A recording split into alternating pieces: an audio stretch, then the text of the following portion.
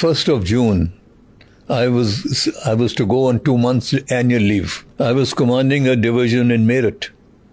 And in the evening of the 31st of May, a phone call came from Chandigarh to say that General Brar is required in the operations room in Chandigarh tomorrow by 12 o'clock. General Sundarji was sitting there. He was the army commander.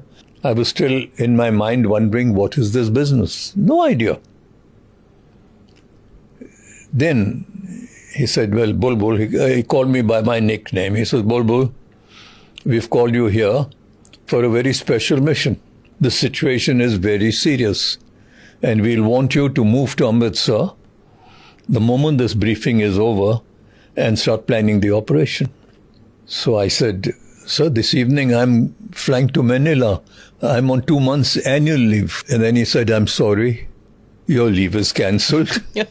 There's a more important job waiting for you. They told me how bad things were and how Khalistan may be declared within the next 5 or 6 days. And if Khalistan is declared, Pakistan would cross the border and get into India, just as we went into Bangladesh. They would recognize Khalistan. So the division in Amritsar, they were given the task to defend the borders. There's a possibility Punjab police will mutiny and join in with Khalistan. So we would have to then disarm the police. I did my recce from outside. I dare not do it inside. I dare not stay inside. Because if they get hold of me, I'm the commander of this operation, the operation won't start. They would have recognized you? Of course they would have recognized me. There was a chap there called Jarnail Singh Singh. What happened to him? Unfortunately, he was court-martialed. What exactly his crime was, I don't know. And he was dismissed from service. Shabik Singh and I were good friends. 71 war. 71 war. Before that, when I was a cadet in the JSW, part of NDA, part of the Indian Military Academy, he was my instructor. Shabik Singh had told Bhindranwale that it's not going to be easy. We're going to have a tough fight if the army decides to come in, because I can see General Bulbul Brar outside. And he's a tough guy. He's a Jat Sikh.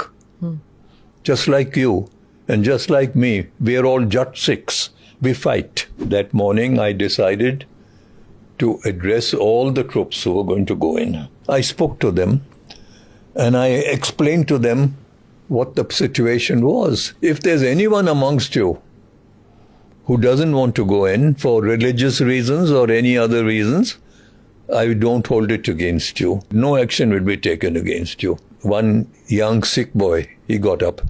I said, no problem, son. You don't have to go in. He says, you've got me wrong, sir. Not only do I want to go in, I want to be the first one to go in. I want to be the first one to reach the Akal Takht and to get Bhindranwale. Brave fellow, Captain Raina. So now, the operation started. His platoon was the first to enter the Golden Temple.